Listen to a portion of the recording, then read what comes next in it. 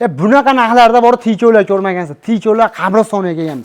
Do'stlar bor, Farg'ona viloyati Toshloq tumanida turibdi. Batda 4 ta emas 5 ta ticho bor ekan, sizlarga afzaldan qilib o'tib ketaman.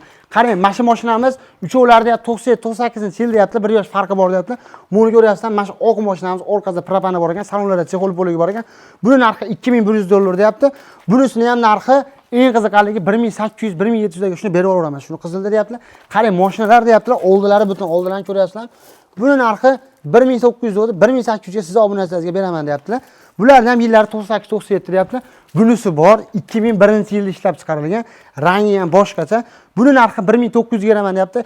Oldi, orqasi butun hamma mashina deyapti. Buni deyapti 50-60% kraskasi bor deyapti. Undan tashqari koreyskiy varianti ham bor.